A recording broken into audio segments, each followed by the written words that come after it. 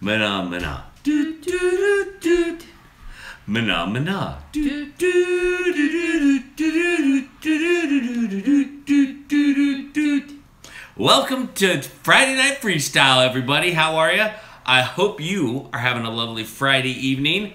We are going to hang out with you guys if you join us. And we've got some things to talk about that I think are going to be really fun to talk about. Don't you? Yes. Well, it depends on what your idea of fun is. It's not like roller coaster, like vacation. You look beautiful. I'm sorry. I'm having a moment. That's okay. Hi, who knows?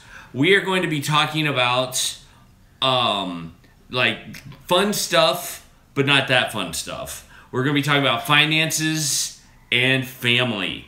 And this is such an interesting topic because nobody wants to talk about it.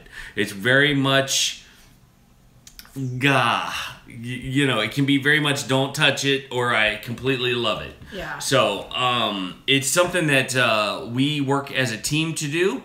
But we're going to give you a window into our, you know, how we deal with finances and buying stuff. And we're going to ask you questions about how you do it. Because we're not by no means like extreme experts on this area. But no. So we, you know, we can always want to learn and we always want to improve. We want to be teachable. And teachable. Yep. Yep. So tonight we're going to talk about that stuff, and we'll talk about other stuff too because let's be honest, my ADD will get the best of me. Claire's here. Great. Hi, Claire. Let's start doing shout outs to everybody. There's a lot of people here, yes, all right? They all kind of came in all at once. All right, Donna Terry is here. Hi, Donna Terry. At the very beginning, Donna Terry is here. Allison Butler's here. Yes, she is. And Melinda. Mindy Hoffman. Yes, Danny 69. And Prissy Green. And Mariah. The Karate Kid, yeah. Did I say that right? Yeah. Living Like Claire is in the house. I brought an extra special kale just for you, Claire. Isabella is here. Hoffman Family Homestead is here. How are you, Jonathan? Angie 2013. Baker's mom. All kinds of great people are on the channel tonight. We're so glad that you're with us. Yes.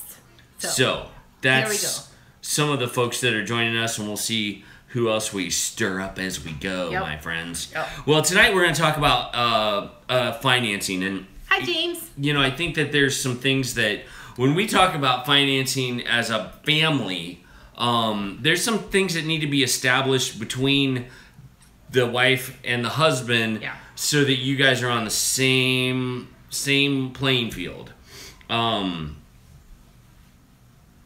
I don't know, Donna Terry. Hi, beautiful you are. I don't know why you cry every time during the devotion, but I'm sorry I made you cry. The Spirit moves you. Florida Singularity, how are you, guy? What's going on, man? I tell you, we're gonna have some conversations about finance and family budgets, and so what we're going to start out with is how do you make that budget stretch? What are some ideas that you may have or that we have about stretching? We're going to give you a little bit of our story first, and you know, that might help with the context issue.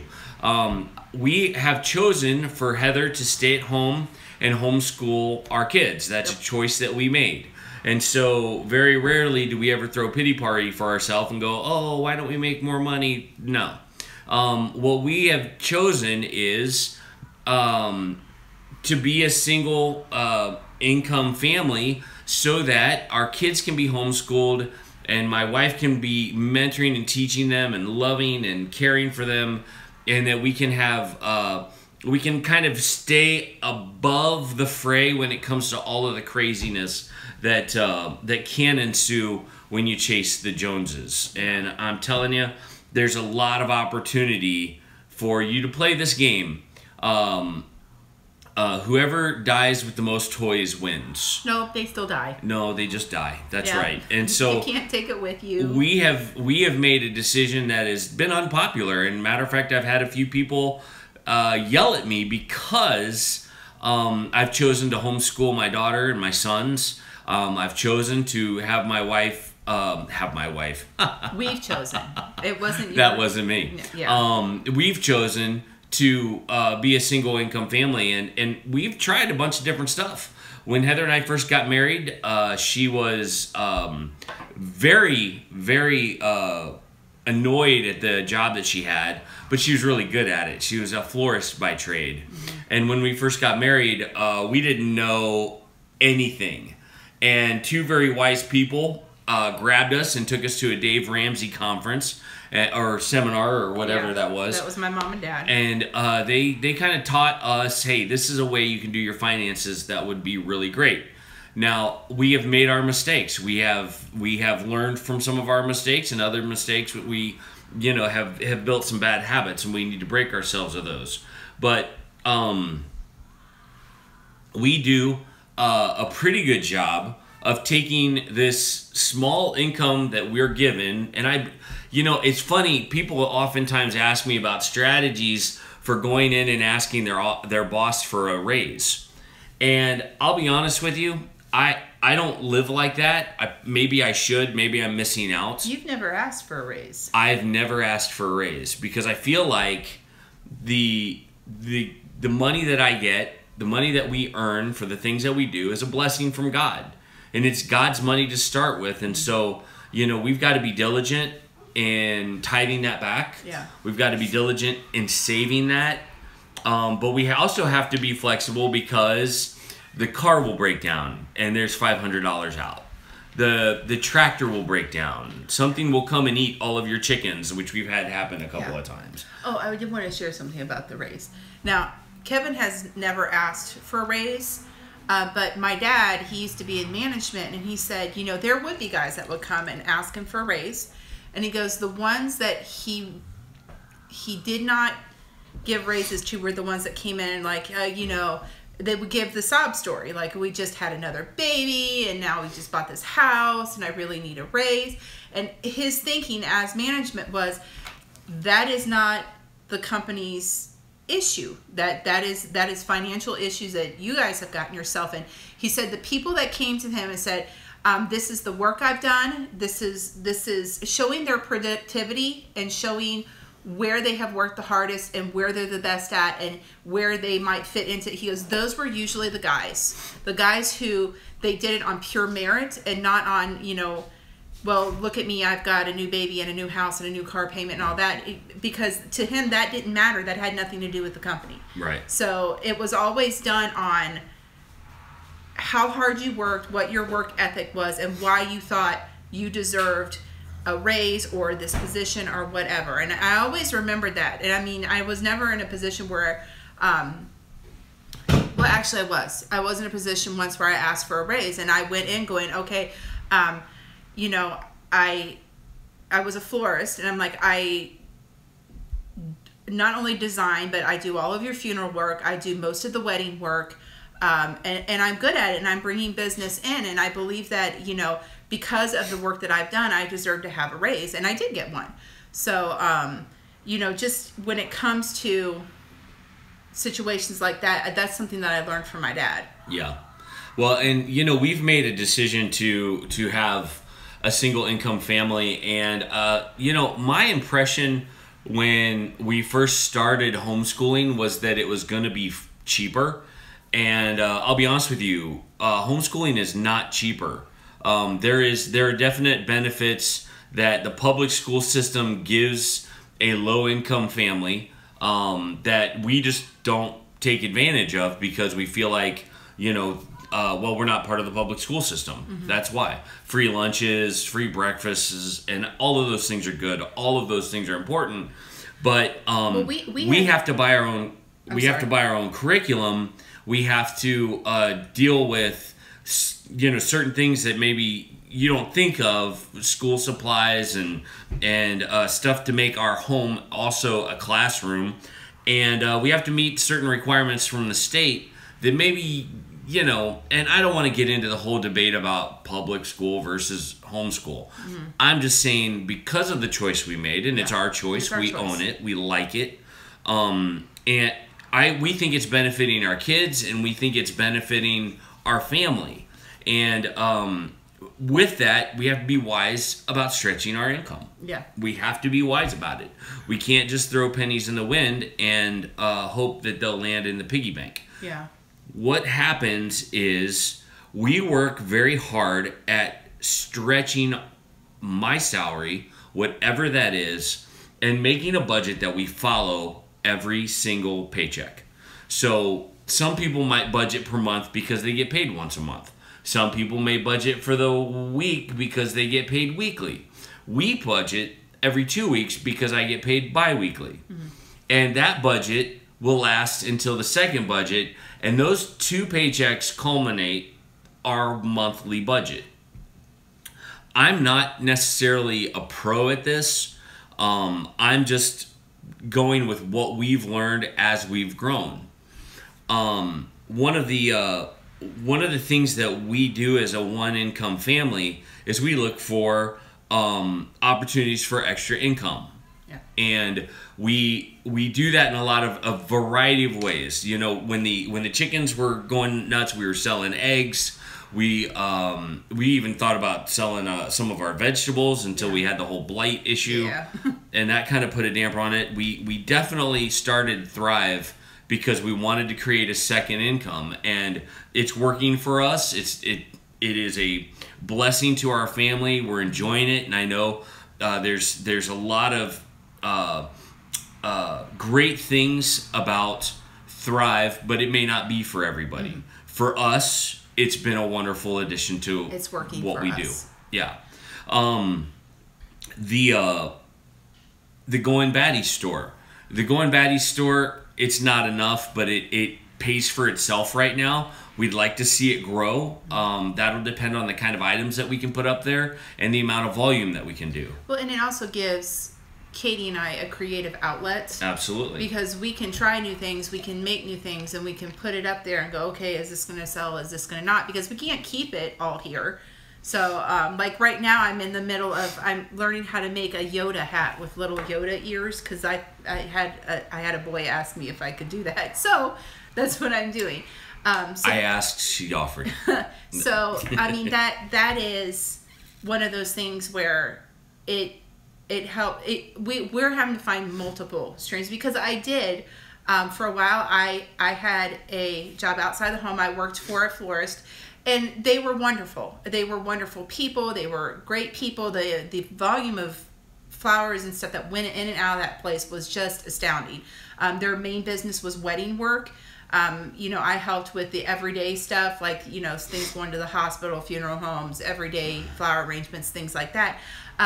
But the thing is that my heart would break every time I had to leave my kids and go there, because that's not where my heart was. It had nothing to do with the people that I worked for. They were wonderful people. But my heart just wasn't there. And I was watching as we were trying to homeschool, 2 parents homeschooling, and our styles were different. Very and different. The kids were used to my style and not so much to Kevin's.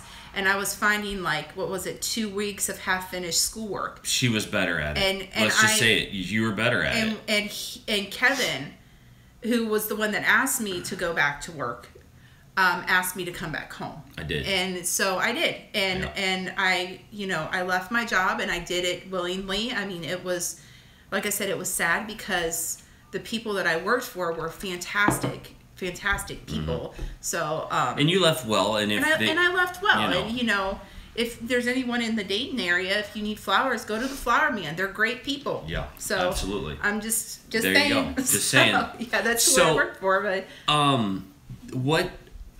Real quick, I just want to say hi to Space Cat. Space Cat, you're the bomb. I'm so glad to see you on our live chat. I've been praying for you, man. It's such a blessing to have you on here. And all of you, I'm glad to see you. Was selling eggs profitable? It depended on where we were. Yep. Here in Ohio, not so much, because there's more people who do it. Mm-hmm.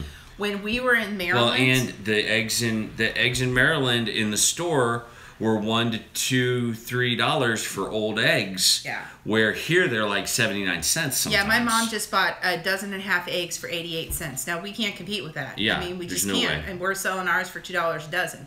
So yeah, it depending on where you are, And depending on because the people that bought from us were people who wanted to eat healthy, who wanted to eat organic, but didn't want to do all the work themselves. So that's who bought our eggs. So we have a question. Yeah. Okay, big screen. I'm going to answer your question because I get this one a lot. What was it like getting those first sales with Thrives? Like, how difficult? What did it take for the enterprise to get its own legs? Well, it's still in the process of getting its own legs, but I will share this with you. It has paid for its initial investment, then some. Now, what would I say? We never went out there to intend to sell food. What we did was we made a commitment to each other that we were going to try it and see if we liked it first. Mm-hmm. And we did. And we started integrating it into our everyday life. And we had a conversation about what would it look like for us to do this, because I don't want to sell it like a salesman, schmoozing and trying to con people into anything. So what we decided to do is we would show people through our videos how it fits into our life, what the benefit is for us and our family, and others would catch on and see, hey, this isn't just Frankenfood. This isn't just some multi-level marketing scam. This is a legit business, and Goin Batty has a presence in it. And so that's what's kind of taking off, and it's been rather exciting because there have been several times when we have had blessings from Thrive Life come through by the benefit of being a consultant we never expected. But it creates that second income stream, no matter how small or big it may be, where we can begin to cover some of our extra bills and some of our regular monthly costs as well. Mm-hmm. And that's been really exciting to see how that's done. Yeah. But when you start homesteading, when you start doing Thrive Life, when you start Goin Batty or your own YouTube channel, financially being secure, that's important. And I would say be on the upswing of having no debt. I'm in the middle of getting my master's degree. I have not finished it because I don't want us to go further in debt. Mm-hmm. And so I've stopped. We're paying back that loan. We're paying back some credit cards that are almost gone. We only have one. And that was one that when we were in Maryland, we had like a string of things happen. Both cars went down. We had a son break an arm. We had a child that needed to have some major dental work done. I had major surgery 2 weeks after that. Yeah, and so it had completely depleted our savings. Yep. And we felt like we didn't have any other choice because we weren't on any kind of government assistance or anything like that. And we don't knock that, but that's just not who we are, and that's not where we were, and there was a price that we paid for that. But so now I believe we only have those two things to pay off now. That's right. So then we'll start out and our mortgage. Yeah, but I don't count the mortgage kind of in that. So. It's a positive debt in the fact that you have to have a house. Yeah. And we have the benefit of having some equity in that house. So I just wanted you guys to know kind of why, some of the reasoning behind why we do what we do. Of course, it's not perfect. Of course, we're not financial wizards. We are not. and we don't claim to be. But this is how our family muddles through the whole financial issue. Yeah. Well, and I think, too, that you don't have to be a financial wizard in order to put together a simple budget. That's right. I mean, you just have to know basic addition. Pretty much, in order to do it. You may need a little division too, but besides that, it doesn't have to be complicated. You can sit down with a piece of paper and a pencil and do it. It doesn't have to be a spreadsheet. It doesn't have to be. That's all it has to be. So I have another question. Yes. So Who Knows is asking. I looked into the Wix website. Is the fee worth it? I'd like to sell my blankets. Well, here's the thing about Wix. Our Thrive Life business has paid for the Goin Batty store website and the domain name and all of the expenses that have gone along with that. Our what you sell and how much you sell will dictate whether it's worth it or not. Yeah. And I think that if you do some really wise social media networking and marketing things, then you're going to really find that you can grow a business from scratch. Like if you connect it with like Facebook and Instagram and stuff like that, it'll reach more people. We want you to know about the 31 days of Thrive Life. We are on our Thrive Life channel where we are putting up every day a different Thrive Life product. We're doing that because we're building a business and we want people to know about a product that we think is excellent. Eventually there'll be a Goin Batty store, Facebook, but we are not going to bite off more than we can chew. We're going to keep it real. Big Screen said it's definitely a challenge to keep some margin at the end of the month, especially on a single income. We are on that program. It is. Oh, yeah. It is, because there's not that fallback. We've been fortunate enough to be able to put stuff away in savings, and it seems like as soon as we get that savings, a car breaks down or something like that. But we have that, so we don't have to fall back on a credit card or something like that. Okay, so we've got another one. Allison Butler. Guys, remember to put them in all caps if you want us to see them. Yeah. Got old eyes. But Allison Butler's asking, are you guys moving or am I mistaken? Yes, we are. You are not mistaken, and we are going to be moving. In about 3 weeks. And Donna Terry, I'm getting our website up, so I'm not sure what problems you're having, but we do have a blog on there where we're sharing some of our videos, sharing some of the things that are important to us. I'll be doing some papers and writing some things about the ministry, but right now we're just sticking to it. So right now we're trying to figure out, it's funny you mentioned I've got so many thoughts I can't even begin to speak. We're going to begin a transition that's going to make our budget hiccup.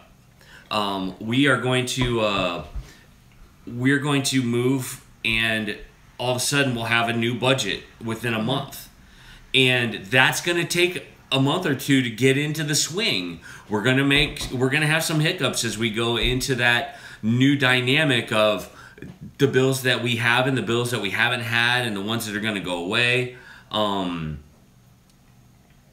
Thank you, Allison. Allison, please feel free to pray for us. Yeah.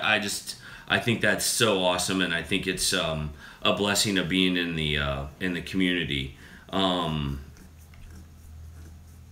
talking about Thrive Life on the thing about some of the P's.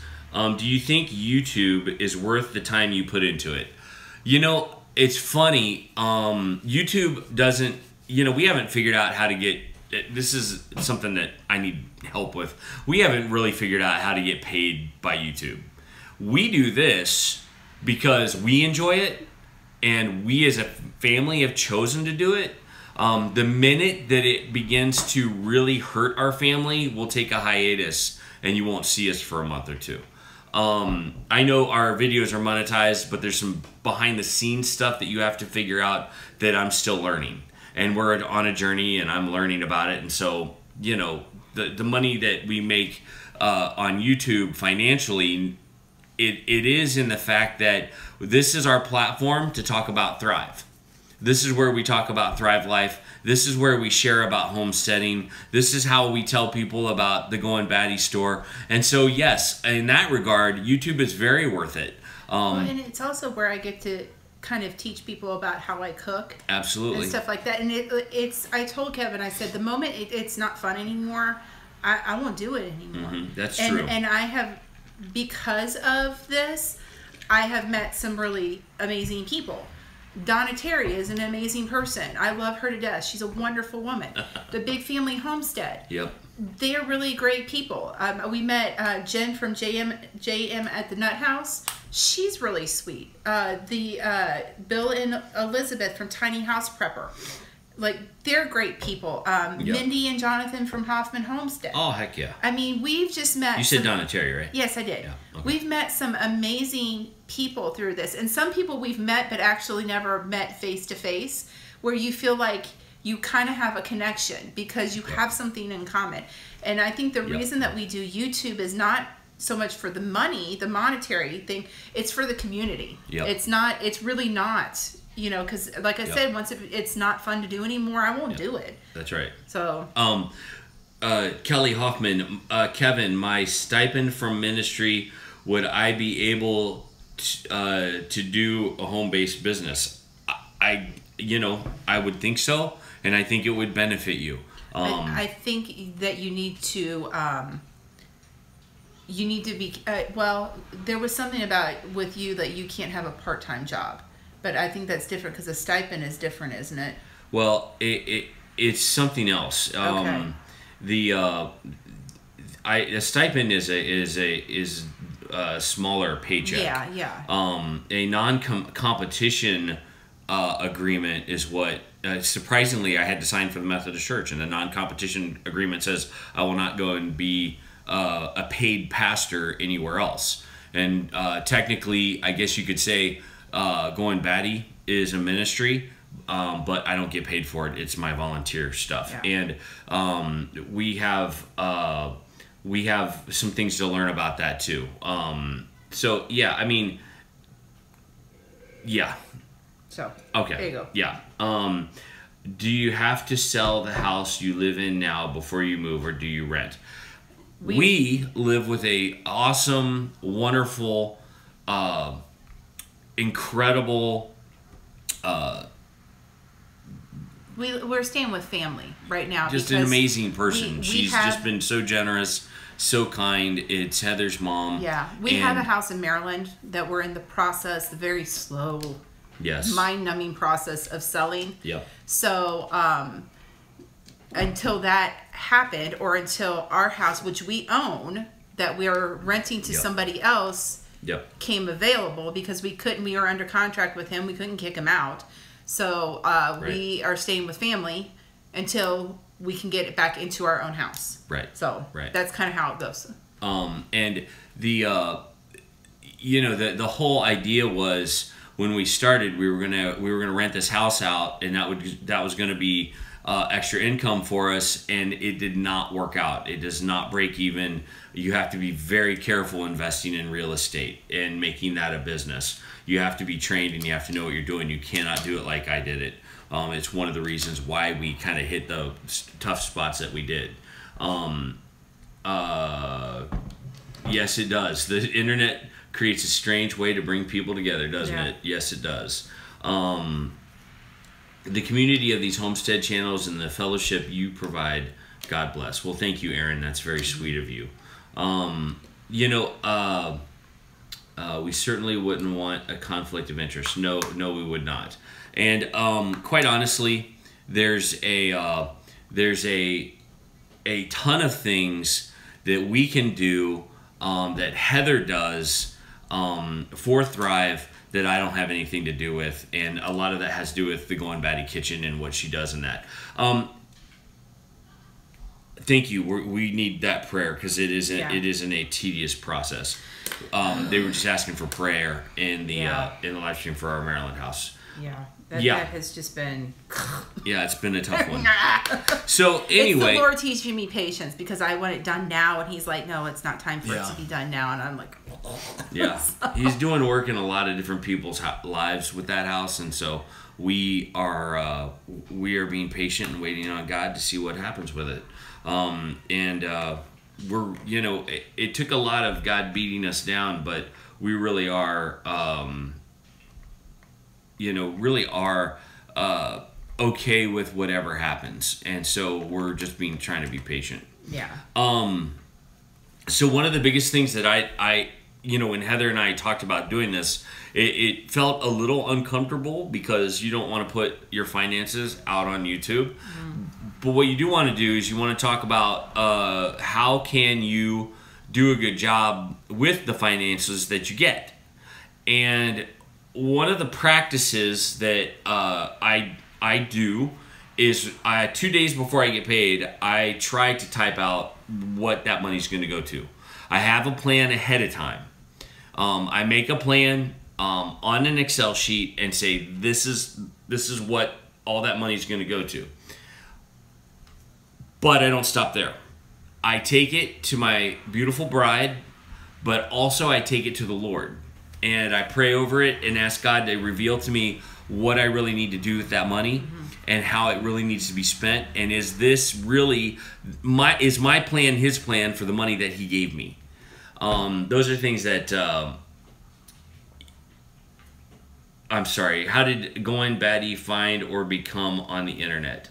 That's a great story. We'll tell you in just a little bit. But what we decided to do was we decided to continue to communicate about how the money's spent and what we're going to do with it and why I feel like it needs to be done a certain way and any red flags that Heather has. Yeah. Now, Heather has trusted me with our finances for going on 15 years. This November, 15 years we've been married. And I want to share something with this. He'll come with me and he'll show me this is the budget and everything. And when we first got married, I do budgeting completely different than he does. Mm-hmm. And some of our biggest fights were over we didn't understand how each other did the budget. That's right. And because I would go, well, no, we need this for this, and you got to save this much back. And he was like, no, I don't. And finally, we had to come to an agreement of we have to pick one way of doing this and stick with it. And we stuck with the way that Kevin was doing it because as more kids came into the house, as my responsibilities became more in the house, he felt like that was a burden he needed to take on so that I didn't have to be stressing it out about the kids and the groceries and the laundry and keeping the house clean and the budget on top of that and, all that kind of stuff. So I had to swallow my pride and go, okay, we're going to do it his way. Because I'm very much like, I want it my way, because my way is the right way, always and forever. It is. It's not.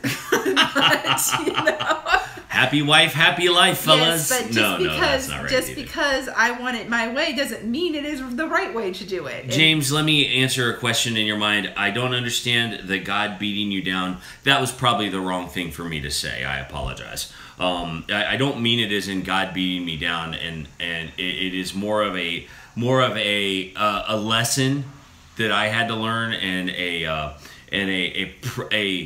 journey that I went on, and so I probably chose my words poorly there. I think probably what you meant is that God allowed you to go down the path that you did because in the end it drew you closer to Him. Mm-hmm. So it wasn't God beating you down. I think your the choice of words was probably not the best there. Right.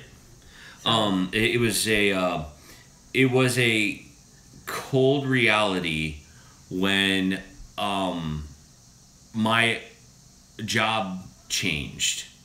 It was a hard, cold reality when we went from making a lot of money. In the world's eyes, it was a good size of money to maybe a third of that. Yeah. And because of the support of family, because of the support of the community that we chose to be around,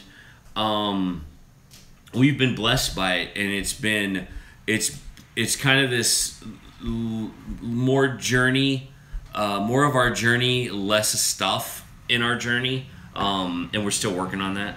But I think with the I think with when we talk about the budgets, communicating about it as a couple is really important because there can be a lot of hurt feelings in a marriage over the mighty dollar. Yeah. And it is the number one thing that couples fight over. The number one. Statistically, it's shown that if couples are going to fight and they're going to get divorced, the number one thing that they fight over is money. And so if you can get that under control, then you're like miles ahead of a lot of other people. That's right. So that's absolutely right. And I feel like what we've chosen to do as a couple is to this was brilliant. My mother-in-law taught me this, and she taught it to me recently. We needed to learn how to fight fair when it came to finances. Because we didn't fight a whole lot. We don't fight a whole lot. We don't, but any couple that says they never fight, that's not healthy. Because you do need, but it doesn't have to be yelling, screaming, knock down, drag out fights. I mean, you have to learn how to argue well with each other. And we had to do that because my personality is very passive sometimes. And I'll say yes just because I don't want to fight about it anymore. And I've had to learn to have a voice.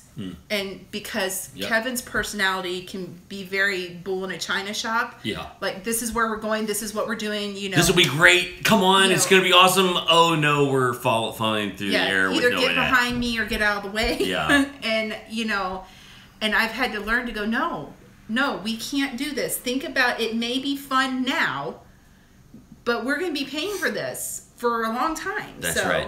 Now, with that said. Because there's always two sides of the coin. Yes. There's always. Yeah. My wife always says this phrase, and I don't believe it's true because I experience her differently. But she said that if it wasn't for me, she would be the most boring person in the world. Because she just doesn't go and have excited. She wouldn't go anywhere. She wouldn't do anything fun. Yeah. Did I quote that wrong? I'm sorry. I say, like, I tell our kids, I'm like, Daddy is the fun in our family. He has the great ideas. He's very imaginative. He's got, he wants to go this place and do this thing. And, and he's gotten good at doing it almost completely free now. Where I, on the other hand, I'm the person that squirrels things away. I'm the saver. I'm the one that keeps him tethered to the ground so he doesn't float away with all of his great ideas. Amen. I'm that anchor that keeps him where he needs to be. Yeah, and when we hit the disagreements, we have to show grace and patience and hear each other out. And I wonder if money is the battle that you absolutely need to win when you're married. Yeah. I think I'm learning, and I haven't completely learned it, but there are some things, there's some fights you want to win with your kids.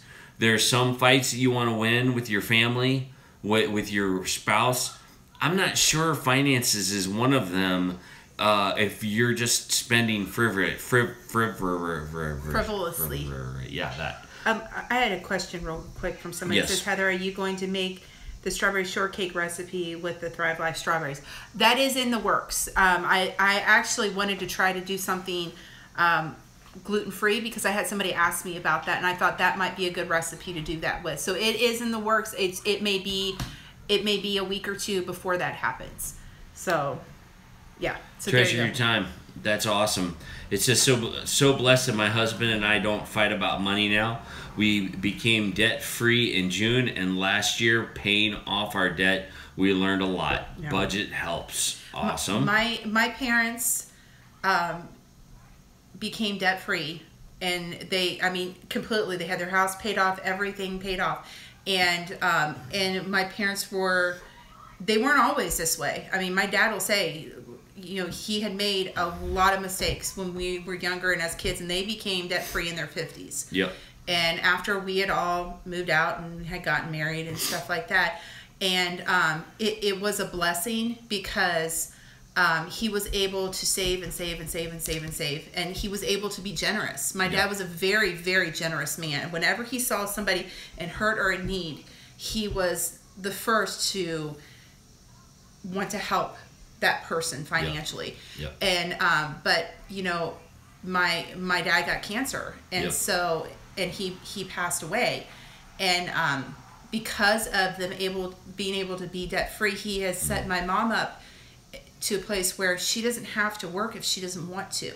Right. And she feels like right now her ministry is to her children and grandchildren because she's got her oldest grandchild is 16, and sometimes she'll help getting them him to work while mom and dad have to get the girls to softball practice, or she'll go help my younger brother and his wife, who they have 3 very small children. And sometimes when you have small kids and you're a mom, you just need a break. You just need to go to the grocery store and know that your kids are going to be okay with someone. Yeah. So Mima will go over there, and that is her ministry now. And because of the we were her ministry for a very 4-5 months. Yeah. When we got home, we were a disaster, and she spent a lot of time making us not broke. Well, bringing God into the situation was a huge part of it, and I don't want to underplay the work of God in our relationship. But God speaks through people. But man, boy, did He use her. Yeah, and He used her to teach us a lot of stuff. Yeah, my mom is a very wise woman. Yes. And because of props of her, and we're not gonna probably, tell like our whole story, but at some point we'll do one on marriage, and our marriage hasn't always been. Yay! It's awesome! I'm so glad that I married you. So, but yeah. Anyway. It has been an incredible journey, though. Yeah, it has. But part of marriage is understanding this financial side of things, and we thought we would talk about some fun ways and some practical ways to stretch the almighty dollar. And one of the ways that we had to come to immediately was. Dun, dun, dun, dun. You gotta go to Goodwill and buy some of your clothes. Well, actually, you gotta go to Salvation Army. Yeah. You gotta go to St. Vincent's or wherever. When you go to some of these secondhand stores, you're gonna be surprised at some of the things that get donated there and some of the things that make it possible for your family to function. Yeah. Our daughter, within 3 months, grew like a weed, and we had to clothe that thing. It was incredible. It was crazy how tall we were she buying grew. jeans for her every week. Yeah, I'd look at her and be like, "Your jeans are like that much too short." Luckily, the boys don't wear any pants. Well, no. But here's the thing. Oh wait, yes, here's they do. the thing. Sorry. We do a lot of our clothing, the clothing we buy at the Salvation Army store. For us around here, that's usually the most bang for your buck. Yep. Goodwill has actually gotten kind of expensive. The Salvation Army store on what is it? It's either but it's out there. Yeah. It's in your town. You find yours. But I'm just saying, like, they'll have certain days where all of their clothing is marked 50% off. And so I would go buy jeans for my boys. I don't ever buy brand new jeans for my boys. I've bought brand new jeans for my boys, and they've blown through the knees of them in 2 weeks. Oh, yeah. They are rough on pants. Oh, yeah. Yes, they are. I'll go there and buy them for $1. Right. And then I don't have to worry about... it. It was $1. It wasn't, even at Walmart, I think the cheapest pair of jeans I've seen is maybe $10 or $15 or $12 or something like that. Also hit those garage sales, folks. Yep. Thursday around here is a great day for garage sales. Hit it early in the morning and just start driving around finding places in the back. Thrift stores are the place to go. I agree. I'm watching some of the comments. Yeah. Goodwill's gotten out of hand, but don't put all your eggs in that basket, my friends. Look in some of these other places for the deals, because St. Vincent de Paul's is another one around here that you'll find it. You have to weed through some of the stuff, because some of it is. But you can find from the 1970s, some really 80s. Great deals. Yeah. I mean, it was funny because I actually found a sweater that I thought was absolutely hideous, but I loved the yarn of it. Yep. And I took the sweater apart and I made a hat and a scarf out of it. So. Well, here's what we mean about Goodwill. Goodwill has good prices on some things, but they are brutal on other things. And so it's not a knock. I mean, we're not trashing anybody here. Just in our area. We're just saying, be careful. There are cheaper places than maybe what you're used to. I think Goodwill has had a long name. Yes. A very good name. But they're not the only game in town. And when they're not the only game in town, that means there's going to be competitive pricing. Well, and it's different in different places. Because like I said, I find that I get the more bang for my buck from the Salvation Army store. I've had people tell me that they won't go to the Salvation Army store, that it's awful. And it just depends on what area you're in. So, I mean, I think both of them are good charities that, help people and everything. But that's just been my experience where we are. Heather, sometimes I have costly yarns at thrift stores. Cheap? Yep. I've done that. I bought a whole bag of yarn. How many skeins of yarn did it have in it, Kate? Something like 20. Oh, it's ridiculous. And I spent $4 She's got for earbuds it. in. She can't hear me. Oh, So there she is. I said She's back. I had bought, and it was a giant, like, big bag, big see-through plastic bag, and it probably had, like, what was it? A lot of yarn. 40? Yep. A lot. What did I say? 40? 30? Something like a that? lot 20? I don't know. A lot of skeins of yarn in it. And Yep. pretty yarn. It wasn't, like, weird yarn. And the expensive kind, and I paid $4 for it. So, well, and that's another thing. I mean, we're going to be selling lots and lots of hats for the fall for people on the Goin Batty store, and already have some out there now. But there are ways that you can do a very low price thing. My wife makes my hats for me now. Mm-hmm. When I need a hat to cover up this bald head, she will take the initiative and give me a good. I have to check something out. Treasure Your Time says try a Goodwill outlet store. I have never heard of one of those. I'll have to see. Store? Yeah, a Goodwill outlet. See if they have any of them around here. Well, aren't they all outlet stores? No, they're not. Okay. Well, you heard it here first, folks. Yeah. Outlet stores. I even made a note about it right here on my little writing pad thingy. Yep. I drive people without cars to the food pantry. I know of 4 around the county. Wow, cool, Space Cat. That's awesome. Yep. But yeah, it does take some time to look for them. I have found a huge king size comforter size bag of yarn for 99 cents. Wow, that's huge. Awesome. That's way to go! You get a gold diggity. star for the deal that you found. Hoffman Family Homestead. We have a store called Once Upon a Child that has used kids' clothes. It's awesome. Yes, we have one of those too. We used to use those all the time, and I'm getting to where my kids are just out of that range. Like they're the sizes that they wear. Miles probably cool. I could still find in there, but Katie, she's too tall, so Max is too big. Goodwill Outlet sells items by the pound. Ours is $1.49 per pound. That's you know what? Amazing. When we lived in Maryland, there was an outlet there because that's how they price things out. Oh. We went to that Goodwill that one time. You remember? Well, it's over by all. Hang on. It was over by Aldi's. You know when you used to take the Calm Drive versus driving into Baltimore, which is not so calm, you would go out to that far off. Oh, okay. What's the name of that town you went to? Yeah, I know. Westminster. Westminster had a Goodwill outlet store because I remember buying clothes there and they charged me by the pound. So we did know of one, but it's an 10-hour drive. I haven't seen one. I'll have to look it up. So, that would be awesome. That would be cool. Okay. All right, so new clothes versus old clothes. Let's just say this: most of the clothes that we get are from family, friends. They're kind enough to donate it to us because they've had teenagers that are older than us that have grown up and are gone out the door.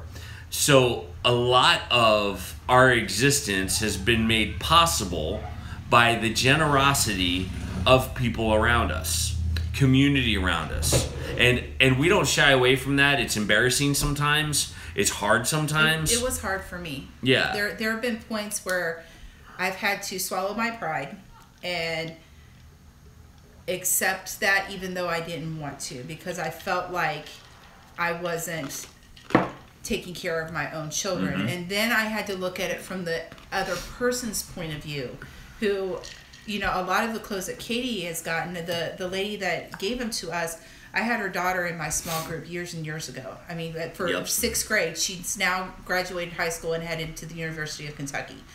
And she does it because she cares about us. Yeah. Not because, you know, and I have to remember that.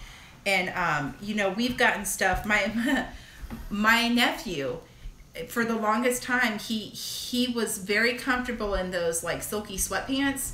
And that's what he would wear. And he had like 2 pair of dress pants for church. But the rest of the time that he lived in those sweatpants. And that's fine. I don't care. But his other grandmother, not my mom, but his other grandmother, would buy him all of these jeans.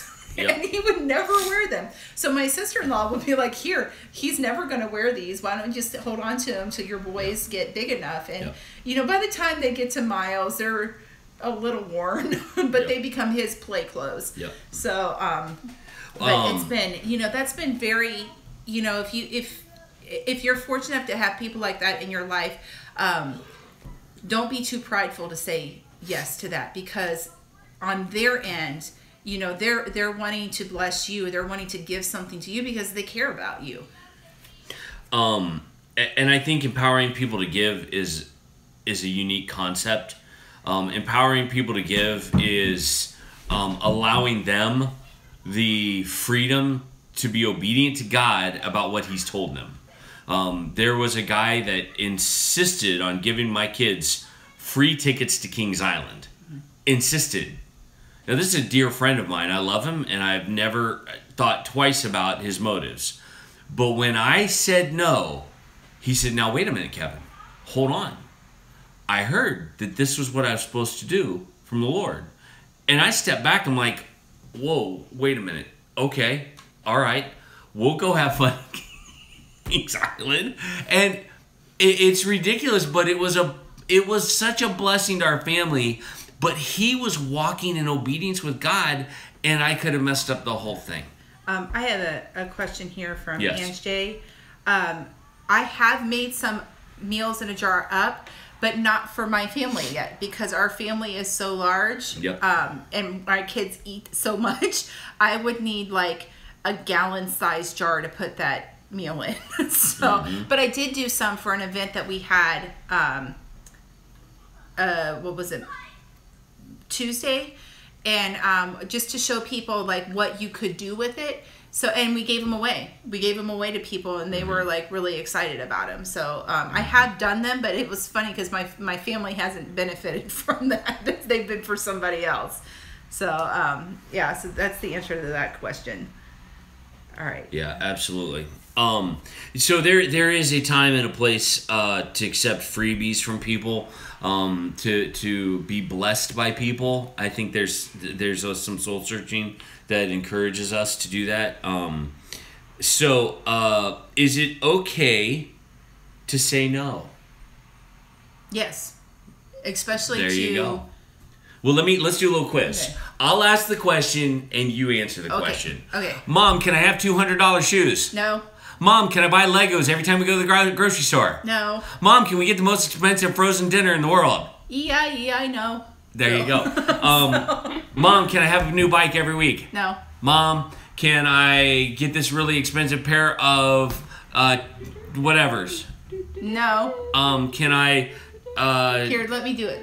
Go ahead. Honey, can I buy the $300 inflatable pool? No. There we go. How about this? Honey, can we buy the tiller? No. It's hard to say no, but you have to, and you have to be okay with the no. Here's what we're teaching our kids. You have earned the right. I don't know why I'm doing this a lot, but you look like the president. You have earned the right to hear the word no.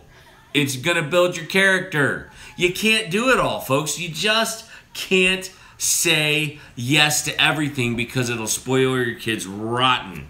And the blessings will come. It frames up nice on the camera.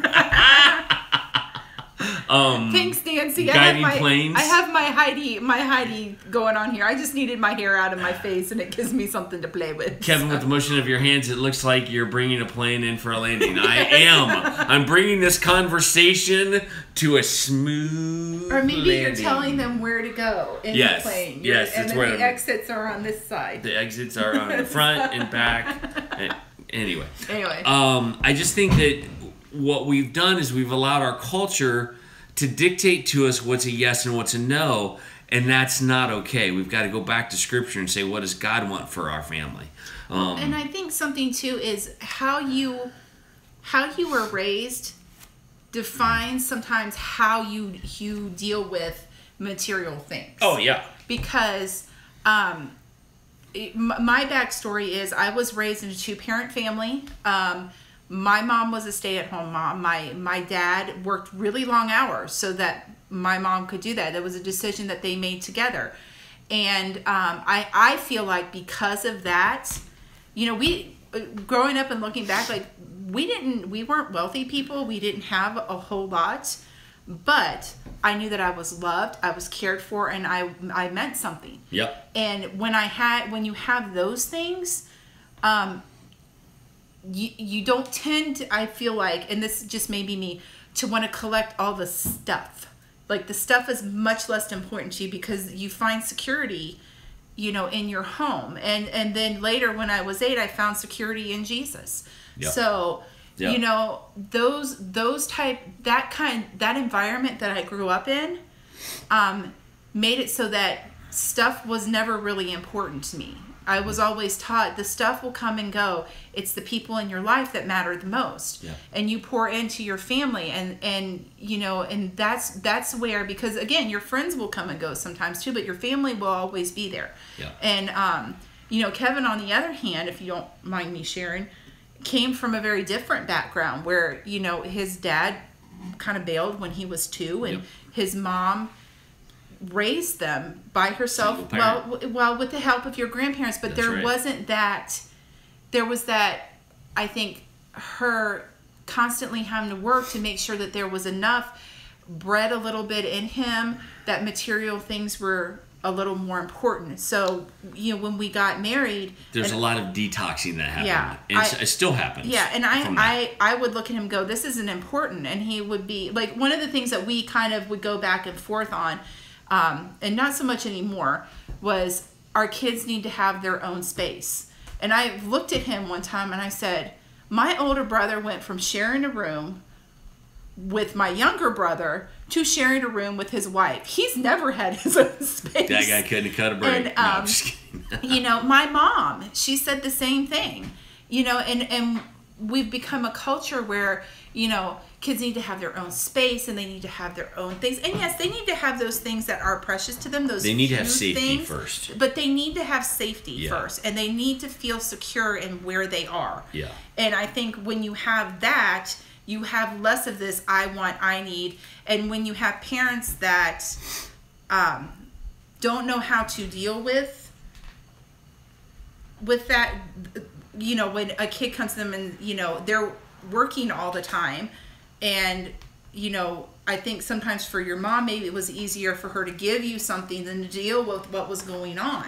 Well, we were a poor family too. Yeah. So I don't want to leave you guys with the impression that we were given all these presents and I was given a lot of gifts. That my mother went out of her way to make things like Christmas special. Yes. But she made them special on a materialistic side. Yeah. And we went to church once a year. We were good Methodists. And I learned the bad habit of, I'm valued by the things that I get. Now, when I met Jesus, all of that changed, obviously. But here's how it's kind of reversed itself, and there have been times where it's blessed my family. I don't disagree with what Heather said. I completely agree, but would add these two, a few 2 cents here. One is I have a unique gift of acquisition. He does. When there is stuff that other people see as junk in their life, for some reason, they put it in front of me and give it to me. And we have had some really great garage sales that have blessed our family because people have donated furniture to us that they weren't going to keep. Mm-hmm. I made no promise to them that we wouldn't sell it at a garage sale. I made no promise that we were going to do anything with it except get rid of it for them. And people have blessed us with things like chairs, dressers, clothes, mechanical things that I don't even know how to use. And we didn't, I didn't just toss those away as junk. Mm-hmm. We had an opportunity to sell them, and we made a little money off of it. Yeah. And it was and I don't mean to make it sound like I really am intentional with people when they give me stuff to say, you don't care what happens to this, right? You just want it out of your house. Because I can take something in one area and go to a poorer area and either give it away or have a garage sale and sell it for half of what it's worth, and we can make an income on it. Now, what I will say to this is also with the gift of acquisition, I've taken on some junk, and it's created some notorious garage sales that didn't go so great at all. And our kids have broken furniture, and we have gone through. We've had a lot of donated furniture. We've been given a lot of couches that just wouldn't make it. That's one thing that I find, like, when you're a youth pastor, people give you always couches. want to give you couches. Yeah. I'm not sure why that is. Well, because they're trying to get them out of their youth rooms. There was this season where everybody in youth ministry wanted their students to sit on couches. Then they realized how disgusting they got once the students sat in them week after week, year after year. They turned kind of gross when little Jimmy takes a lick of his popsicle and then shoves it down in between the cushions. Or they take a big bag of handful of Doritos, they crunch them up, and they shove them down in the. It gets kind of gross. Go throw them away. And so there's just seasons where, we're given stuff. Now, let me talk to why I have a little bit of a hoarding problem, just a little one. There are things in our family and in our life that have emotional attachment to them. They serve as memories for me, and I think sometimes I'm a little more sentimental when it comes to things like that. And so I have found that there'll be a picture or a birthday cards I'm notorious for. When someone takes the time to give me a birthday card or send me a card, I want it up on the mantle. I want to enjoy it for a solid month after my birthday. Heather sometimes will read the card and toss it on the couch and never see it again. Oh, So I don't toss it on the couch. It usually goes in the trash can. And I know that sounds terrible. I have 4 kids, a husband, a dog, and a cat, and chickens. I don't have space for other things. Now, I am sentimental about certain things. Like the little pink pair of sneakers that our daughter wore, and she wore them and loved them. A little sweater that Miles would wear all the time. I had a snow globe that Kevin gave me on our first Christmas when we were dating. What's up? And I broke it by accident, and I was beside myself. Like, I am sentimental, but I'm not nearly as sentimental about stuff that he's sentimental about. I could care less about birthday cards. But someone, I like the thought, someone took time to write that birthday card and send it to us. I will call them and thank them, but it's not going to stick around my house. So. No, it will. If I get a hold of it, I'll put it up, and she'll look at it and be like, "Wait, I didn't put that there." But it's one of the great things that are in our life, and we're not telling you not to send us cards because they'll get thrown away. That's not what we're saying. Shame, Heather. I know. We can't all be the same. That's exactly why we don't have nice things. So we don't have nice birthday cards laying around. And we understand it. We're on YouTube. This is a public forum. We're weird. I get it. I have strong duality, high sentimental tendencies, and very strong desire to throw stuff out and purge. I totally get that. Isn't that actually a paper saving program that you're on? Well, I just, there are certain things that remind me of things that don't remind Heather of things. And so sometimes there's this misfire. We have found like 10 airheads in the youth room couches in our church. They were expired. Ew. That is so funny, Katie. I can't even begin to tell you how true that is. The world would be boring if we were all the same. Amen to that. Yep. Let's move on. There are some things when you do your budget. We were talking about money, weren't we? Yeah. We were talking about money. I wanted to say one thing about the saying no. Our kids have not really asked for certain things. Like right now, for some reason, they're into the Under Armour stuff, which I don't understand. It's like Speedos all over your body. I mean, I just don't get it. I don't get it. But we've just said no because it's, that's expensive stuff. But my son was given by a friend of ours. Her boy is a basketball player, and he had a pair of when the LeBron shoes came out, the ones that were black and green and gold. Yep. He had a pair of those, and he outgrew them after about 2 weeks of wearing them. Yep. And he gave them to Max, and that was again one of those things like we'd ask. We were blessed. What are you going to be upset with, Yeah. we can do with what we want with these? And she was, yeah, go ahead. So we put them on eBay. And I think, you know, originally they were expensive shoes. And I think Max made, what, $50 off of them? So, I mean, it worked out well for him. So, and he learned the value of that. So, yeah.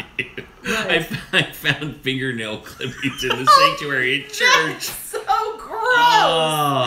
That is not gosh. the tithe and offerings that Jesus wants from us.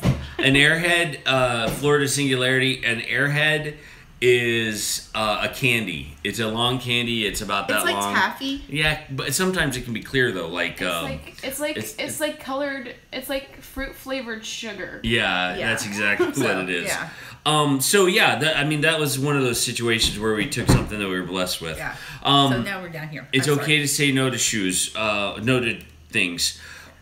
Well, here's one of the things that we learned, and this has been one of the things that I've had to temper, and it's one of those places where I'm way up here and Heather's way down here, and we have to meet in the middle.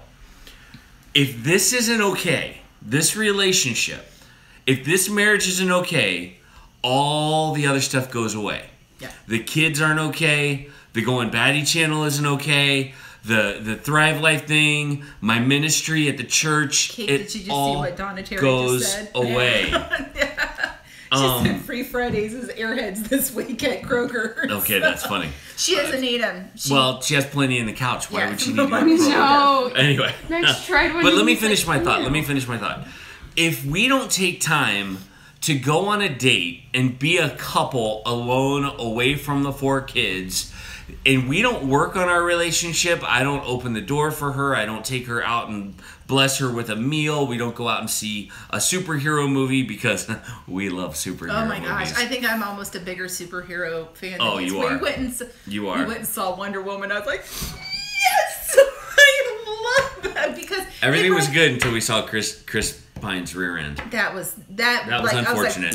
Like the rest of the movie was awesome. Hey, okay. But yes. I mean, it just big screen Avengers love the Avengers. Every little girl my age, I probably had the Wonder Woman underoos, and I grew up with brothers, so like we played superheroes and stuff like that. So like when Wonder Woman, I was so excited to go see that movie. So it was awesome. I loved it. It was a great time, but we had to budget for that. We had to intentionally make room in our budget, and we don't have much money, but we had to intentionally make room so that we could go out and have a date. And I'll be honest with you, we're due for another one. Yeah. We have been going a million miles an hour since 2 weeks ago, and it's time for us to get a little Kevin and Heather time. And without YouTube, without anything, just us going out on a date, having a conversation that's It's interesting because where we lived in Maryland, sometimes our together time was we would look at the kids and we'd go, okay, we're going for a walk down the street. Yeah. You guys have an hour. How about you get the dishes cleaned up from That's dinner where it started, and stuff like that, and we're just gonna go walk. Yep. And we're not at a place here where you can do that. The roads are too busy. But the house that we're moving into has sidewalks, so we could do that again if we need to. It doesn't have to cost us anything. It just has to be, just an hour of catching up with each other. And I think that those are the weekly things that we can do, but there does need to be a time when you just bite the bullet and you take $30 and you do it. I cannot get this point across. No, I'm sorry. Did you Caught my sons playing Queen Zella one night when they were young. They were wearing my bras and play fighting. Awkward. Let's go back to Boxer Lover. She said something, aka Valerie. My thing is I have a hard time giving away something of someone who's passed away. I totally get that. I totally understand that. It is a struggle I have wrestled with. And I totally understand where you're coming from on that. So we have chosen though, because we had to help Kevin's mother go through his grandparents' house when his grandparents passed away, and it was a very interesting experience for me because, my experience with Kevin's mother is she's nice and everything, but I never saw her as a sentimental person. Yep. Until she had to go through and clean out that house. Yep. And then it was a totally different person I saw. Like, I mean, I learned so many stories from her in that moment. She pulled out a suitcase and she asked me if I knew what it was. And I said, well, yeah, it's a suitcase. And she goes, no. She goes, this is what everything I owned was packed in this when I brought myself and the 3 kids home when Kevin's dad left us. And so I got to see Max, unlock that. They can come in. A very different side of her. And it was interesting because she was struggling with what to keep and what to let go of. Time to oil the door. Yep. Yeah. And, you know, and it was interesting because she would go through these spurts of wanting to keep all of these cocktail napkins from family reunions that they had. But then she would go through a spurt of, oh, we just need to get rid of stuff. And she was going to get rid of Kevin's grandfather's Army uniform. Yeah. And so there had been moments where we stepped in and we're like, okay, we Bonnie, gotta hold on to that. Yeah. So we got the Army uniform and his grandmother's treadle sewing machine. And also the suit. Oh, the suit that his grandfather got married in. Yeah. So, you know, we were very, because we were not the daughter, we weren't Bonnie. Like, Bonnie kept a lot more stuff, which is fine. I mean, it's her parents' stuff and she can do with what she wants to do with it. You know, we were a little more choosy about it. Yeah. So, you know, because we knew that we couldn't take a whole lot of things, because she did offer us a lot more stuff and we were like, no, can't take that. So, absolutely. Yeah. So, I mean, it comes back down to you've got to discern what is the memories that you're going to hang on to and why are they important, and you got to communicate them. Heather would throw some stuff away and I'd be like, babe, what are you doing? I can't part with that. And there are other things that I would throw away and she'd be like, what are you thinking? Or get rid of that. It just needs to be a conversation back and forth about, hey, this is important to me, don't throw that away. And he gets mad when I throw his cords away. Oh, man. I did that once. Oh my gosh. These are like $20 cords, like Cat 5 cable and coax cable and HDMI cable. I don't think she threw a lot of those away, but heirlooms, and some heirlooms are different than others. That suitcase that my mom used to bring us kids home with, I would treasure that. That would actually get put in a very special place in our house. It's in her house right now. When it's our turn to have it, I don't think anybody would disagree that is one of those memories that it has a story. We talk a lot in homesteading about how food has a story, and this is one that has a story for us as far as items that we need to keep. Now, family activities. I'm sorry, let's go to the live stream real quick. Donna Terry, I had to get rid of my mother's stuff, so my way of thinking is I am purging and getting rid of my stuff so my daughters will not have once I'm gone. I can be perfectly happy being a minimalist, but keep those things that'll trigger memories in their life because they'll be treasured and they'll be beautiful. One thing Cat lover, how are you? The one thing that I have that was my grandfather's is I have his razor. He had one of those ones where you would twist it and then it would open up and you'd put the little blade down in and then you twist it back, and that's what he shaved with every single day for as long as I can remember. And I used to, he worked second shift over at Ford. He would set up the line, and I would sit in there in the bathroom with him as he would get ready for work, and I would remember him shaving, and he would just, and my grandfather really wasn't a talker, but he would sit in there, I would sit in there with him, I'd sit on the back of the toilet tank, and we would just talk to each other, and that was a memory that I had of him. And when he passed away, that was the one thing that I asked for. So I am sentimental, but there's certain things that I have memories attached to. And that was something that when he passed away, I asked my grandmother if I could have it. And she asked me if I wanted anything else. And the other thing that I asked for was one of his t-shirts. Because when I was a kid, whenever I would get messy, he would put me in one of his t-shirts, and my grandmother would wash my clothes and everything, but it was those ones where it was kind of faded, and then it had like the blue band here and like the blue band there, and then it would be real light blue here.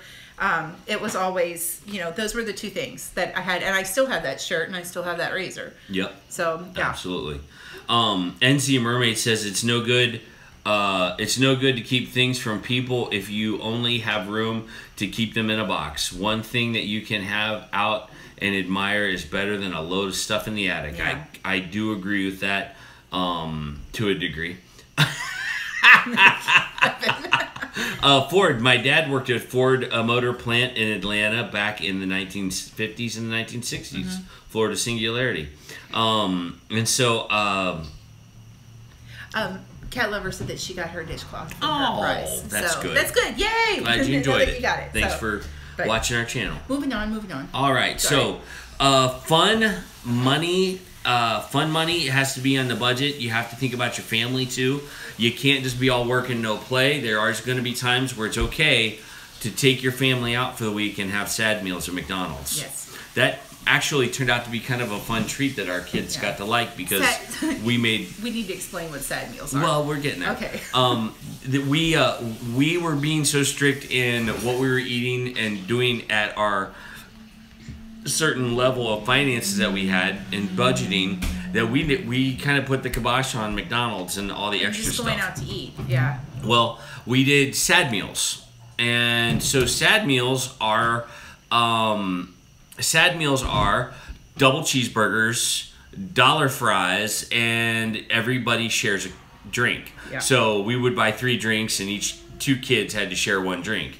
And We're those are hoping sad no one had meals. strep throat at the time. That's right. And we did that because we got tired of the McDonald's toys. That's the first thing. That keep but you're breaking paying and I for a find lot of rolling money. around in my car. And they were less expensive and they actually got more food that way. So, yeah. So, I mean, that's how we feed our kids. Like if we are on the road and we have, because we don't eat out a lot. I mean, we just don't because that kind of crap is not good for them. Yep. But when we do, and we do every once in a while, you know, we give them a choice. Like you can have the chicken sandwich, or you can have the double cheeseburger, or you know, if we're feeling really like adventurous, like we'll go to Wendy's, and then they get all excited because they can have a junior cheeseburger that has everything on it. So, yeah.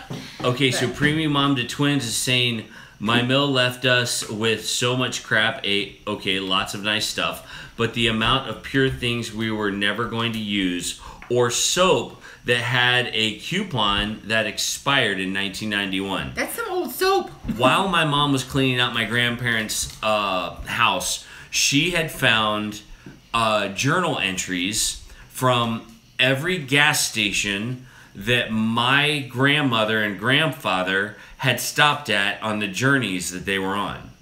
Now, I thought this was really cool because we got to see everywhere they traveled. They went a lot more places than I thought. But my mom sat there and looked at it like, this is stupid. Why do we have all of this stuff? And I just sat there looking through it. I didn't tell anybody, but I sat there in awe that one person's junk is another person's treasure. It was a great memory for me. I have it now, but I didn't keep all of those receipts. I didn't keep all of that. Our son all of that stuff. has got a can of the Thrive Life broccoli, and he's eating it like potato chips. Yes. Hooray for eating something healthy, That's but right. it seems a little weird. And that a all of the 12-year-old other boys boy are going is to fight eating- over it now. This will be Guys, fun. you can't eat the entire number 10 can of broccoli, Okay, son. so here we go. What we wanted to do is we wanted to talk about what were some fun, free fun that we could do as a family that doesn't cost us anything. And Parks. so we do a lot of parks. we do parks. We do a lot of parks. Yep. Broccoli. And the parks are different kinds of parks. Like there was one day I remember it was kind of fun when Max was still a young buck. A real young guy. I think Miles was just in a glimmer in my eye. But we took a drive and we went. It's not that far. We went down to Caesars Creek Lake. It was the area where we had to meet up with Big Family Homestead.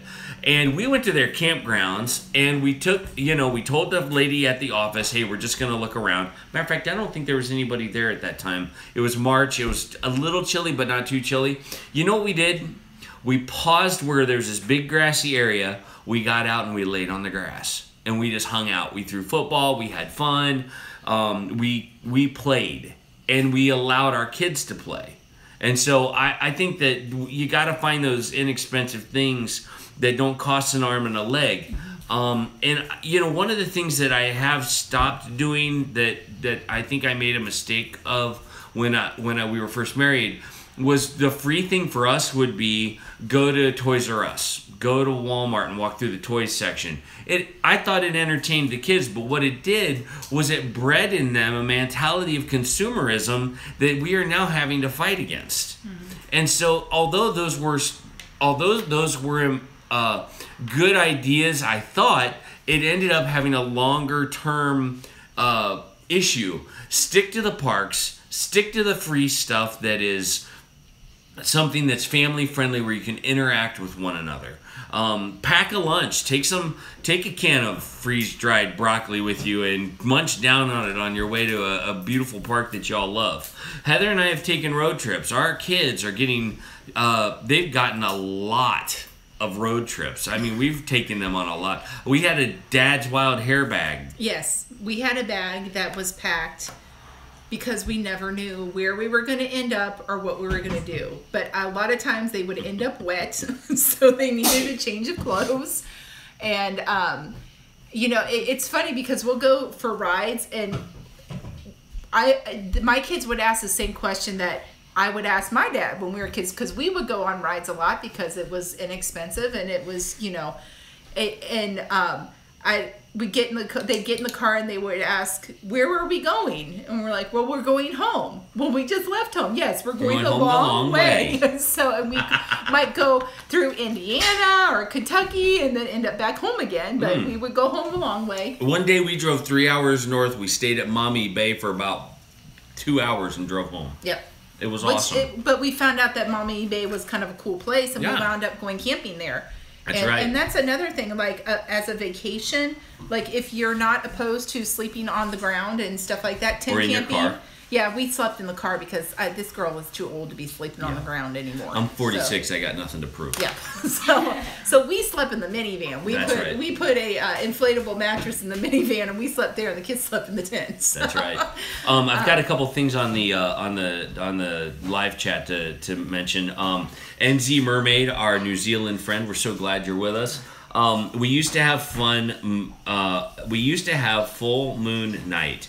That meant once a month when there was a full moon, we did something different together as a family. That's cool. That's kind of cool. For example, cooking sausages on an open fire, things like that didn't cost anything. And let me tell you, I will stand by this till the day I die. Sausage makes everything better, even family vacations. Then Heather, you sitting there playing with your hair reminds me of Pippi Longstocking. Yes, it does. Let's see what other folks are saying. Free stuff. We have a couple of lakes in the area that are free. Go there and fish. Walk around. Nature walks. Mm-hmm. Yes, absolutely. It was really good. It was really good. Whitney and the kids, grown now, still talk about the full moon night. Yeah. That's really cool. That's a really great idea. We might have to borrow that idea from you because that's pretty awesome. I have no adventure, or at least not much. I wish I wasn't so chicken. Who's that? That would be Florida Singularity. You crack me up, man. When I babysat many moons ago, I took the kids on adventures. We would drive the long way to the park and would ask questions, and I would give hints. Huffman Family Homestead. Mindy says she's 32 and she doesn't have any. I'm with you, sister. I mean, I've done the tent camping. I went to into the Boundary Waters in Minnesota where all the lakes are and everything, and I slept on the ground and I pooped in the woods and all. I'm done with that. I don't need to do that anymore. Wait, you pooped in the woods? I did, yes. I'm so proud of you. That's why I'm not doing it anymore. Not pooping in a bucket, though. I'll tell you that. Her back is hurting just thinking about it. Says Jonathan from Family Farms. That's hilarious. So, there are some things that you do invest in your family is number one. Mm-hmm. And I've said this, and I don't know if everyone would necessarily agree with me, but it's my philosophy. Even Heather has a hard time with this. Sometimes it's worth $1,000 to have your family healthy and functioning and getting along. We don't have $1,000 to spend, but if we did, that would definitely be something. I'm so old that I've already proven everything. That's right. No, we're not. Yeah. It's funny. I've been watching this channel lately, and I'm going to give a shout out to the channel, more journey, less junk, more journey. Less junk, more journey. They are a family of 3. It's a young couple with a 3-year-old daughter, and they are basically living in an Airstream. And they're not doing it redneck style. They're not doing it because they're of poverty. They're doing it because they wanted to cut loose from the ties of this 9-to-5 work week thing. Well, what they've done is he took a pretty massive pay cut and runs his own business now, maybe $25,000 a year, I'm not sure. But they live in an Airstream trailer, and they pull it with a diesel van. Now, I'm not saying I want that lifestyle. I don't think that would be a good thing at all. I would love, though, and I love watching them. Watches them too. I love watching them. But I would love to have an RV. I would just love it. I think the gadgets of a travel trailer are more than I can handle. I just think that's more fun than I could stand. The way that everything works together, the refrigerator works on propane, you can put solar on it. These folks are living a lifestyle that they enjoy, and that they're getting to enjoy the prime time with their kid and with their significant other. And so I applaud them. I think that's great. It is not for me, but it doesn't have to be for me. It's their life. We did, when he had a truck, we would rent. There were places around here where you could rent a travel trailer, and it was actually less expensive to rent one of those, even with the price of gas, than it was to get a hotel room for all 6 of us, because we'd have to get 2 rooms. And sometimes they didn't have rooms together. We'd have to be like on separate ends of the hallway and stuff like that. So it actually turned out to be less expensive for us to do that than it was for us to rent a hotel room. And then, because then we would stay at a state park, so staying at a state park is a lot less expensive than, like, say, going to like Disney World or who knows? I live in a 32-foot travel trailer. Awesome. Tell us more. We want to know more. Yes. I think that this is what I think we're trying to get at. Maybe we're not saying it very well, but do what you have to do to live at the budget that you need to live at, and enjoy it. Don't feel like you're just surviving. Thrive. Have a life that's thriving. Kevin keeps telling me that when he gets old and he retires, that we're going to sell everything and we're going to get one of those. Stop slapping the table. We're hitting the road, dear. We're going to get one of those big like. We're going to travel the country. Moving houses, and we're going to travel the country and what. And for me, who doesn't like to wander past, the border of Indiana, I'm like, So. We are going to travel the country. We're going to go all over this great United States of ours. And then when I get too old to drive, I'm living in Jack's basement.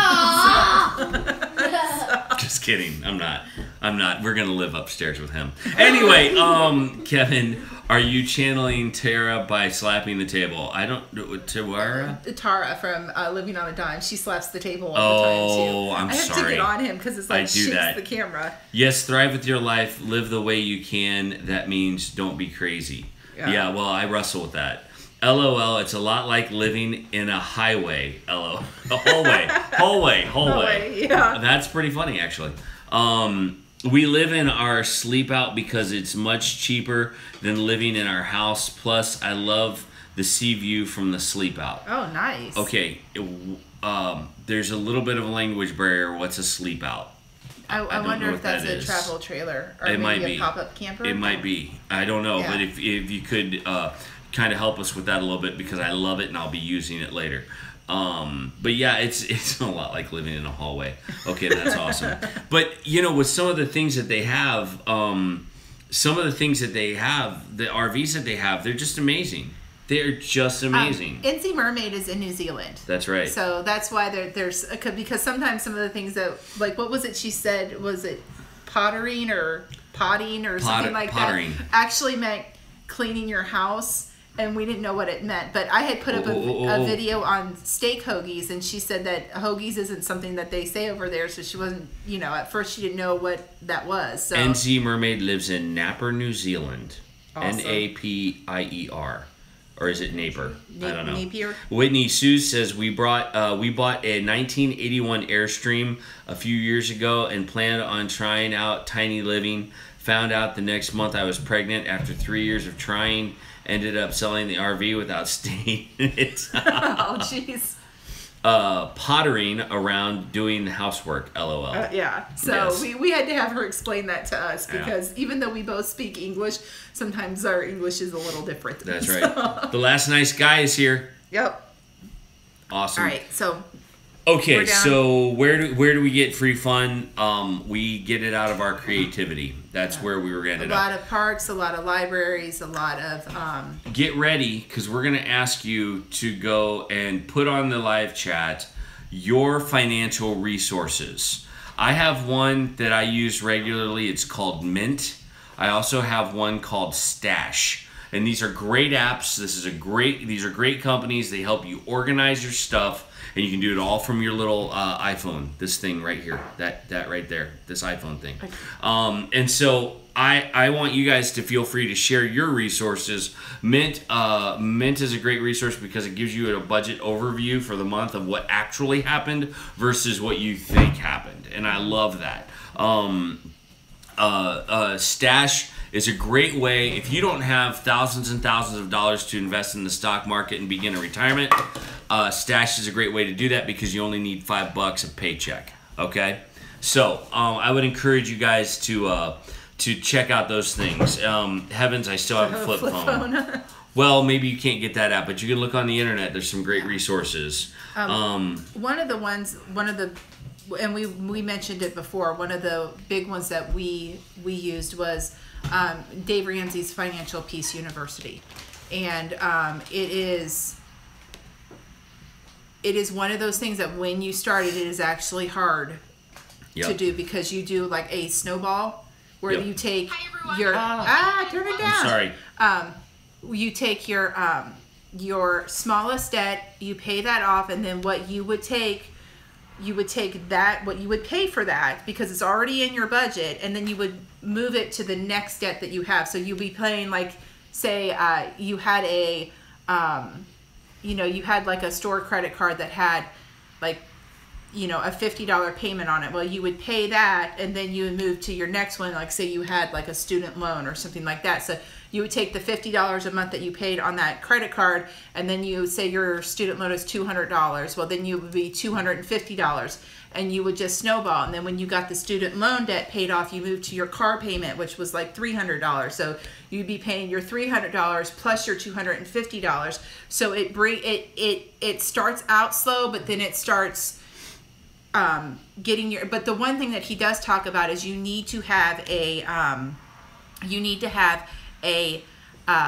nest egg, a savings of about $1,000, and you save that, you pay your stuff, but you keep saving that until you get that, because inevitably something will happen. Your car will break down, you'll have a medical bill, something like that, and so that way you don't have to go back to what you were doing before, and then you can have that cushion to fall back on. And so, he talks about getting all of your debt paid off. And then after you do that, you have your $1,000 in savings. You're working to pay your debt off. Once you get your debt paid off, then you go and you have 3 months. You start adding all that back into your savings account. And you have 3 months of, if something would happen, if you lost your job, that you have 3 months of being able to pay your bills. Because a lot of times he was talking about it'll take you sometimes 3 to 6 months to find a new job. He would say 3 months. If you could do 6, that would be great. But if not, then, work towards that. And that's what my parents did. And they paid off their house. They paid off everything, all the debt that they had, and put my mom in a really good financial position when my dad passed away. But the one thing that my dad always is he always was generous. And when he felt like the Lord was telling him, you need to give, he would do it. He'd always, he always tied that, you know, whether it was to the church or was to, you know, a charitable ministry or whatever. But he would even go above and beyond that. So don't be so focused on yourself of, I've got to get this, I've got to do this, I've got to get out of debt, that you miss what God is trying to tell you to do. So so that was my resource. Yeah, and you know, we're starting to see some folks sharing some of their resources. Keep those flowing. We're watching the live stream and write down the ones that interest you. Some of them are really impressive and good. So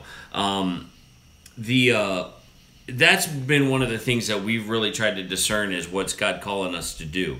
What's our response to what's God calling us to give? And I think we've done a decent job of being obedient to that.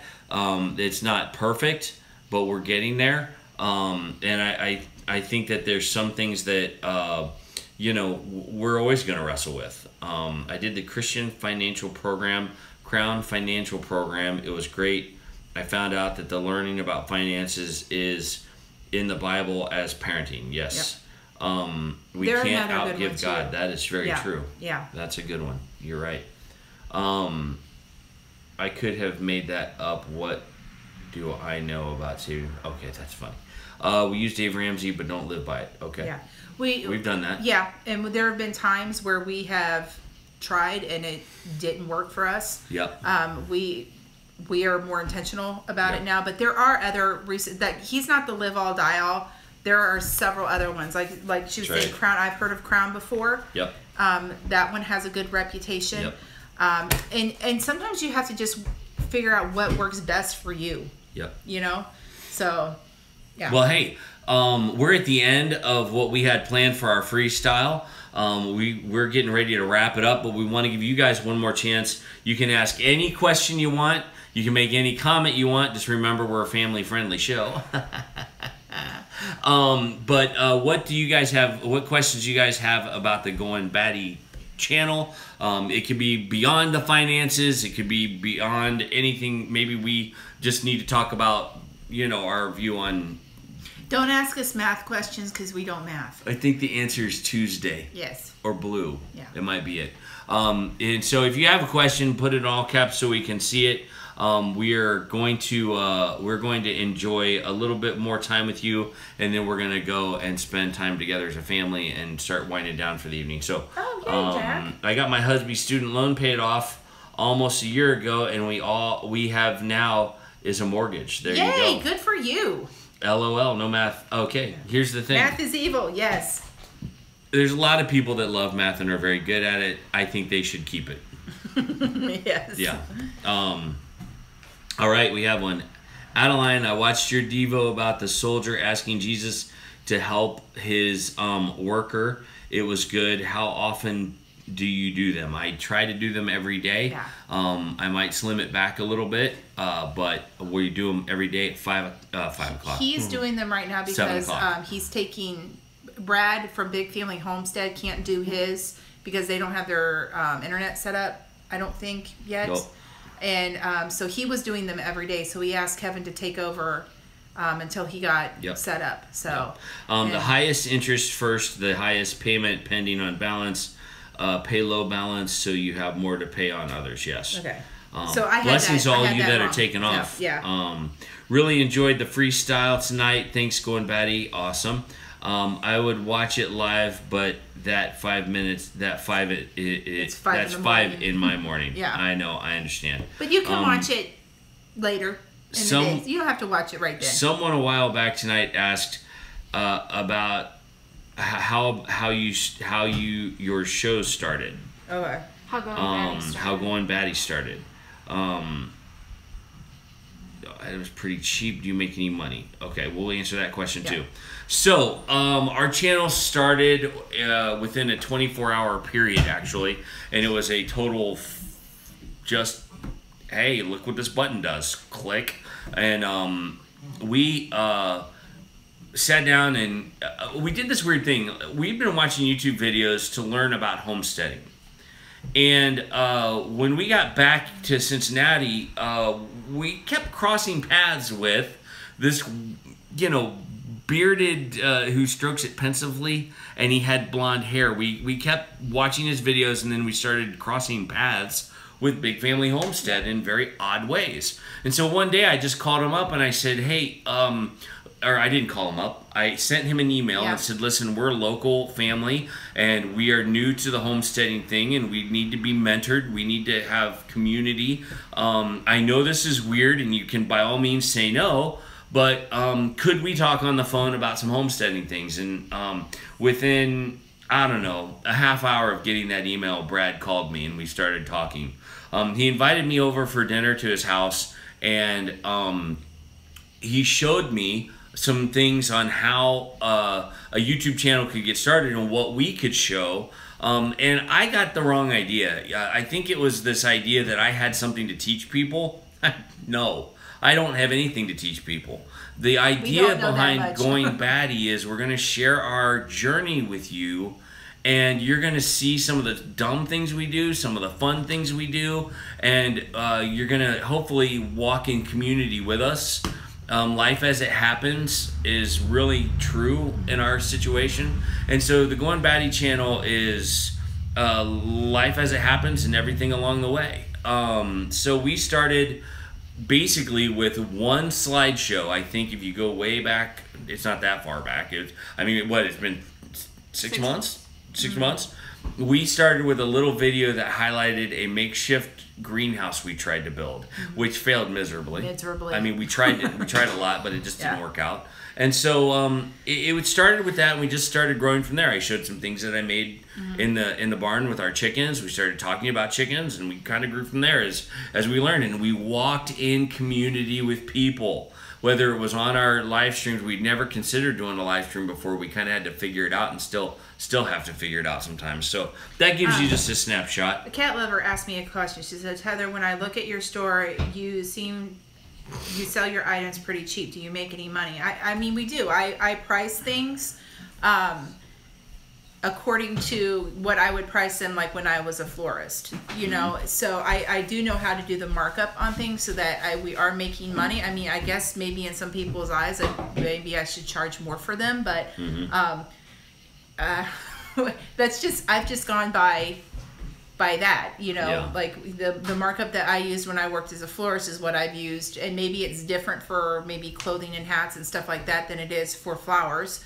But that's just what, you know, I did that, and that seemed like a fair price, and, you know. Premium Mom to Twin says, I'm learning from you. Everyone has something to teach and everyone has something to learn. Books are people too. That's a new name for me. I haven't seen you there before. Praying that I overcome my addiction to Dr. Pepper. I'm only half kidding. Hey, I got the t-shirt and I've been there. Let me tell you, someone at this table loves Dr. Pepper, and it's our daughter. She will drink it by the gallons, and so we got to be careful. Heather, I need 2 sets of large pot holders. Will you private message me the price on Facebook, please? Angie's Pantry. I can do that, yeah. All right, cool. Just let me know. That's a done deal. Let me know. Let me know what size you need. Like if you need them, like, you know, 6 inches by 6 inches, or, you know, and what color you want them, and I can do that for you. Yes, Big Family Homestead is another great family on YouTube, absolutely, and we're blessed to be friends with them and blessed to see their journey as they head to Wisconsin. And so they've been a big part of our life and of our kids' lives. What else do you guys have for us? I don't know. Oh, Bandana Grandma's here. Bandana Grandma! How are you? We hope you're doing good. Tomorrow morning, we'll have another one, another devotion. We're gonna do it like not so late, but not super early. I think like we talked about 9 o'clock, so that way I don't have to haul my butt out of bed at like 6:30 in the morning. Saturday. On a Saturday. Yeah, not and fun. It gives me a little bit of time too, because that's a, you know, it's been great doing them this week, but I have an opportunity to give them more thought when they're a little later and a little bit more dispersed. So it helps me when I'm trying to lead people in the Word. Gosh, what else? I think that's our show, our side of the show. Yep. If anybody has any questions or thoughts. Oh, my kids want to tell everybody that we are now a family of wearing all glasses. Hey. So we had eye doctor's appointments this week, and my 2 older ones already wear them, and we were at a restaurant, and our middle boy Jack couldn't read the menu up there, and I'm like, he may need glasses. Yeah. And then we found out that Miles, our youngest one, he is the only one that is it farsighted? That's where you can't see close up, but you can see far away. Yeah. And they said that he has a really hard time focusing. The doctor told me that his eyes, he'll focus in and then they'll kind of move like this. So he has to have glasses too. So we are now a family of 4 eyes. Yep. Only that's more than 4. So. We are going to say goodnight. Yeah. We thank you so much for joining us. It has been an awesome pleasure. This is not always a fun topic to talk about. I hope we gave you a little bit of insight into what we do. Please check out our Thrive Life page at goinbatty.thrivelife.com. Check out the Goin Batty store at goinbattystore.com. And those are some great products that we'd love for you to check out and even buy if you're interested. Yeah. So thanks for joining us tonight. Keep having a blessed life. More updates as we go. Goodbye, everyone. See y'all later.